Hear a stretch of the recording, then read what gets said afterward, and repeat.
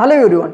இப்போ நாம Tamil Nadu new syllabus class 12 physics unit 2 current electricity பத்தி படிக்க போறோம். சோ இந்த கரண்ட் எலக்ட்ரிசிட்டியை நாம ஸ்டார்ட் பண்றதுக்கு முன்னாடி ஒரு ஆட்டமை பத்தி எலிமெண்டரி ஐடியாஸை ரீகால் பண்ணிக்கலாம். ஒரு ஆட்டம்ல வந்து எலக்ட்ரான், புரோட்டான் and நியூட்ரான் சொல்லி இருக்கும். சோ இந்த புரோட்டான் and நியூட்ரான் எங்க இருக்கும் அப்படினு கேட்டிங்கனா நியூக்ளியஸ்க்கு உள்ள இருக்கும். சோ இந்த நியூக்ளியஸ்க்குள்ள இருக்கக்கூடிய புரோட்டானுடைய சார்ஜ் என்னன்னு கேட்டிங்கனா பாசிட்டிவ் சார்ஜ், அந்த நியூட்ரானுடைய சார்ஜ் என்னன்னு கேட்டிங்கனா நியூட்ரான் வந்து நியூட்ரல் சார்ஜ், அதாவது நியூட்ரான்ஸ்க்கு வந்து சார்ஜ்ன்றது கிடையாது.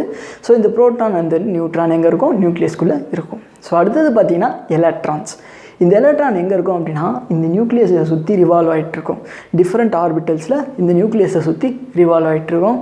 ஓகே, இப்படி இருக்கக்கூடிய ஆர்பிட்ஸில் கடைசி ஆர்பிட் அல்லது வேலன்ஸ் ஷெல்லில் இருக்கக்கூடிய நம்பர் ஆஃப் எலக்ட்ரான்ஸ் வந்து ஆட் நம்பர் ஆஃப் எலக்ட்ரான்ஸாக இருந்தது அப்படின்னா ஸோ அந்த எலக்ட்ரான்ஸை நம்ம என்ன சொல்லுவோம் அப்படின்னா ஃப்ரீ எலக்ட்ரான்ஸ்னு சொல்லுவோம். அதாவது வேலன்ஸ் ஷெல்லில் இருக்கக்கூடிய எலக்ட்ரான் வந்து ஆட் நம்பர் ஆஃப் எலக்ட்ரான்ஸ் 1, 3, 5, 7 சொல்லி ஆட் நம்பர் ஆஃப் எலக்ட்ரான்ஸ் இருந்தது அப்படின்னா அந்த எலக்ட்ரான்ஸை நாம் ஃப்ரீ எலக்ட்ரான்ஸ்னு சொல்லுவோம். ஓகே, ஸோ ஒரு ஆட்டம் இருக்குது, அந்த ஆட்டத்துடைய வேலன்ஸ் ஷெல்லில் இருக்கக்கூடிய எலக்ட்ரான்ஸ் வந்து ஃப்ரீ எலக்ட்ரானாக இருந்தது அப்படின்னா அந்த ஆட்டமால் உருவாக்கப்பட்ட மெட்டீரியல்ஸ் எல்லாமே குட் கண்டக்டர்ஸ் ஆஃப் எலக்ட்ரிசிட்டியாக இருக்கும். உதாரணமாக காப்பர்,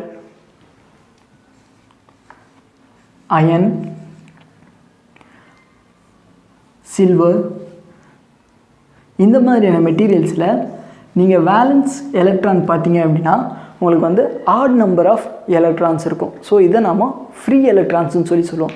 ஸோ இப்படி ஃப்ரீ எலக்ட்ரான்ஸ் இருக்கக்கூடிய ஆட்டம்ஸால் உருவான மெட்டீரியல்ஸ் வந்து பார்த்தீங்க அப்படின்னா இந்த copper, iron and then silver, இந்த மாதிரியான மெட்டீரியல்ஸ் எல்லாமே குட் கண்டக்டர்ஸ் ஆஃப் எலக்ட்ரிசிட்டியாக இருக்கும். ஓகே, ஸோ இப்போது ஃப்ரீ எலக்ட்ரான்ஸ் இருக்குதுன்னு சொல்லி பார்த்தோம் ஒவ்வொரு ஆட்டம்லையும். ஸோ இந்த ஃப்ரீ எலக்ட்ரான்ஸ் இருக்கக்கூடிய ஆட்டம்ஸ் வந்து குட் கண்டக்டர்ஸ் ஆஃப் எலக்ட்ரிசிட்டின்னு சொல்லி பார்த்தோம். இப்போது நாம் ஒரு மெட்டீரியல் எடுத்துக்கலாமே, லெட்ஸ் சே காப்பர்னு சொல்லி ஒரு மெட்டீரியல் எடுத்துக்கிறோம். இந்த காப்பரில் எலக்ட்ரான்ஸ்ன்றது இருக்க தானே செய்யும். இந்த எலக்ட்ரான்ஸ் என்ன செய்யும்? இந்த காப்பரில் ரேண்டமாக மூவ் ஆகிட்ருக்கோம், ரைட்? ஸோ எலக்ட்ரான்ஸ் என்ன பண்ணும்? இந்த காப்பர் மெட்டீரியலுக்குள்ளே ரேண்டமாக மூவ் ஆகிட்ருக்கோம். சரி, இப்போது ஒரு காப்பர் ஒயர் ஒன்று இருக்குது. இந்த காப்பர் ஒயரை நான் போய் தொடுறேன், எனக்கு ஷாக் அடிக்குமா? அடிக்காது. ஸோ காப்பர் ஒயர் எப்போ ஷாக் அடிக்கும்? அதை எடுத்துகிட்டு போய் நம்ம ஒரு சோர்ஸில் வச்சு கனெக்ட் பண்ணி அப்புறம் தொட்டால் தான் நமக்கு என்ன ஆகும்? ஷாக் அடிக்கும். சரி, இப்போது காப்பர் ஒயரை சும்மா தொட்டால் ஷாக் அடிக்கல, ஒரு சோர்ஸில் வச்சு தொட்டால் ஷாக் அடிக்குது. பட் ஆனால் வுட்டை எடுத்துன்னு போய் நான் சும்மா தொட்டாலும் ஷாக் அடிக்கலை, ஒரு கரண்ட் ஒயரில் வச்சு தொட்டாலும் எனக்கு ஷாக் அடிக்கலை. சரியா? ஸோ அப்போது காப்பரில் என்ன இருக்குது? ஃப்ரீ எலக்ட்ரான்ஸ் இருக்குது. அதனால் காப்பர் ஒயரை கொண்டு போய் நான் சோர்ஸில் வச்சேன் அப்படின்னா எனக்கு ஷாக் அடிக்குது. ஒரு வுட்டில் ஃப்ரீ எலக்ட்ரான்ஸ் இருக்காது, வேலன்ஸ் ஷெல் வந்து கம்ப்ளீட்டாக க்ளோஸ் ஆகிருக்கும். ஸோ அப்போது நீங்கள் அந்த வுட்டை எடுத்துகிட்டு போய் சோர்ஸில் வச்சிங்கனாலும் உங்களுக்கு ஷாக் அப்படின்றது அடிக்காது, ரைட்? ஸோ இதுதான் வந்து ஒரு கண்டக்டர்ஸ்க்கும் இன்சுலேட்டர்ஸ்க்கும் இடையில உள்ள வித்தியாசம். இப்போது நாம் ஒரு காப்பர் கண்டக்டர்ஸ் எடுத்துருக்கோம். இந்த காப்பர் கண்டக்டர்ஸில் உங்களுக்கு வந்து எலக்ட்ரான்ஸ் அப்படின்றது இருக்கும், ரைட்? ஸோ இந்த எலக்ட்ரான் வந்து free electrons through out the material, அது எங்கே வேணால் மூவ் ஆகிட்ருக்கோம், ரேண்டமாக மூவ் ஆகிட்ருக்கோம். நீங்கள் சோர்ஸில் வைக்கலனா கூட சரி, சோர்ஸில் வைக்கலனா கூட எலக்ட்ரான் வந்து ரேண்டமாக காப்பர் ஒயருக்குள்ளே மூவ் ஆகிட்ருக்கு. பட் ஆனால் அந்த காப்பர் ஒயரை நான் சும்மா போய் தொட்டேன்னா எனக்கு ஏன் ஷாக் அடிக்க மாட்டேங்குது?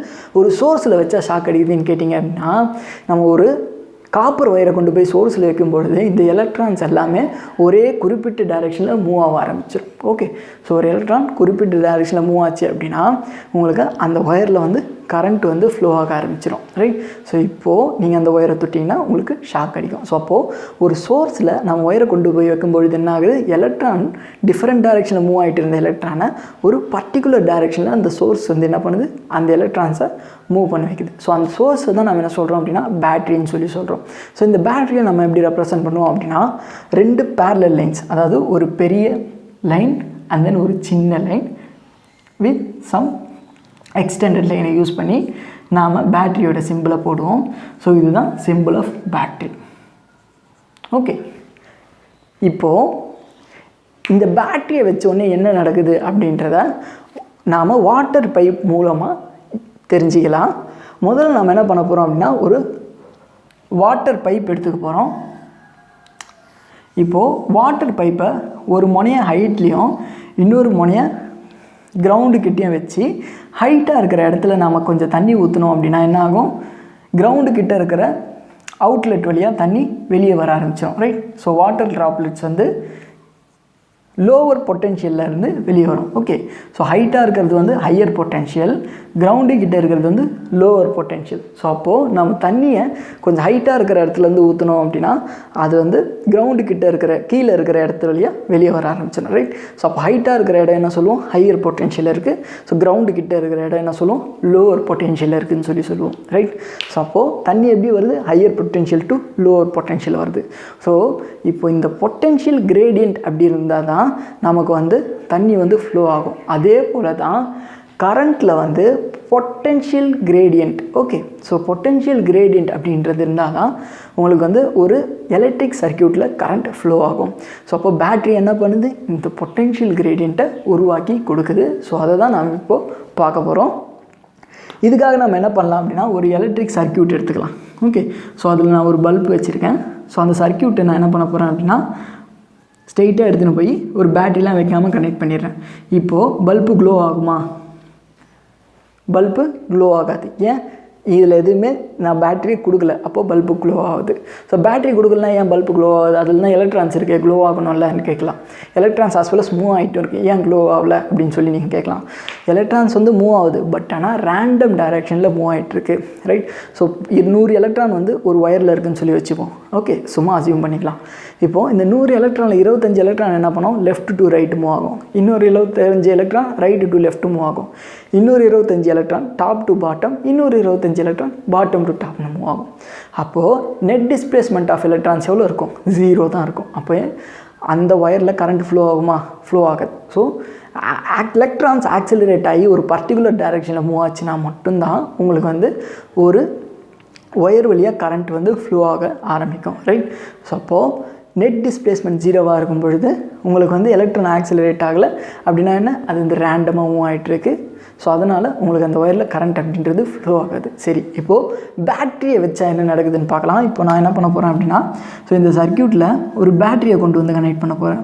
ஸோ பேட்டரியோட சிம்பிள் என்ன பார்த்தோம், ஒரு பெரிய ஆரோ, அது பேரலாக ஒரு சின்ன பெரிய லைன், அதுக்கு பேரலாக ஒரு சின்ன லைன் போட்டால், ஸோ இதுதான் பேட்டரியோட சிம்பிள் பின்னு சொல்லி பார்த்தோம். ரைட். ஸோ இப்போ பல்பு க்ளோ ஆகுமா, நிச்சயமாக க்ளோ ஆகும். ரைட். இப்போது பல்பு க்ளோ ஆகும்.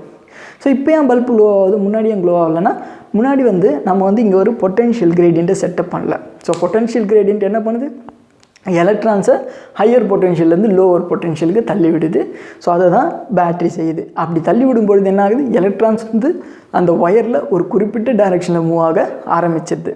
ரைட். எலக்ட்ரான் எப்படி மூவ் ஆகும், இந்த நெகட்டிவ் டெர்மினல் ஆஃப் த பேட்டரியிலேருந்து பாசிட்டிவ் டெர்மினல் ஆஃப் த பேட்டரியை நோக்கி நகர ஆரம்பிக்கும். அதாவது இந்த சின்ன கோடுன்றது வந்து negative terminal of the battery, இந்த பெரிய கோடுன்றது வந்து positive terminal of the battery. இப்போது நம்ம ஒரு எலக்ட்ரிக் சர்க்யூட்டில் பேட்டரியை கனெக்ட் பண்ண உடனே என்ன ஆகுது அப்படின்னா, இந்த கரண்ட் ஒயரில் இருந்த எலக்ட்ரான்ஸ் வந்து ரேண்டமாக மூவ் ஆகிட்டு இருந்தது. இப்படி ரேண்டமாக மூவ் ஆன எலக்ட்ரான்ஸ் வந்து நம்ம பேட்டரியை கனெக்ட் பண்ண உடனே நெகட்டிவ் டெர்மினல்லேருந்து பாசிட்டிவ் டெர்மினல் நோக்கி எலக்ட்ரான்ஸ் வந்து நகர ஆரம்பிச்சிடும். ஓகே, ஸோ எலக்ட்ரான்ஸ் என்ன ஆகும், நெகட்டிவ் டெர்மினல்லேருந்து பாசிட்டிவ் டெர்மினல் நோக்கி நகர ஆரம்பிச்சிடும். இப்போது கன்வென்ஷனல் கரண்ட்டுன்னு சொல்லி ஒன்று இருக்குது. நாம் எப்போயுமே கரண்ட்டை வந்து negative terminal to positive terminal போட மாட்டோம். இந்த எலக்ட்ரான் எந்த டைரெக்ஷனில் மூவ் ஆகுது, negative terminal to positive terminal. Right. So இந்த டைரெக்ஷனில் மூவ் ஆகிட்டுருக்கு இந்த சர்க்யூட்டில். பட் ஆனால் நாம் நெகட்டிவ் டு பாசிட்டிவ் அப்படின்ற எலக்ட்ரான் டைரெக்ஷனை எடுத்துக்க மாட்டோம். நாம் இதுக்கு ஆப்போசிட்டான டைரெக்ஷனை தான் கரண்ட்டுடைய டைரெக்ஷனாக எடுத்துப்போம். ஓகே. ஸோ இப்போ இந்த சர்க்யூட்டில் பார்த்திங்க அப்படின்னா பாசிட்டிவ் டு நெகட்டிவ் டைரெக்ஷனில் தான் கரண்ட் ஃப்ளோ ஆகுதுன்னு சொல்லி எடுத்துப்போம். ஸோ இதுதான் ஐ. ஓகே.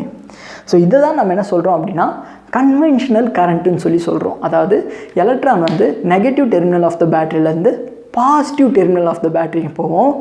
இந்த டைரெக்ஷனுக்கு ஆப்போசிட்டாக ஒரு டைரெக்ஷனில் தான் நாம் கரண்ட்டு ஃப்ளோ ஆகுதுன்னு சொல்லி அசியூம் பண்ணிக்கிறோம். அந்த டைரெக்ஷனில் தான் நம்ம என்ன சொல்கிறோம் அப்படின்னா கன்வென்ஷனல் டைரெக்ஷன் ஆஃப் கரண்ட் அப்படின்னு சொல்லி சொல்கிறோம்.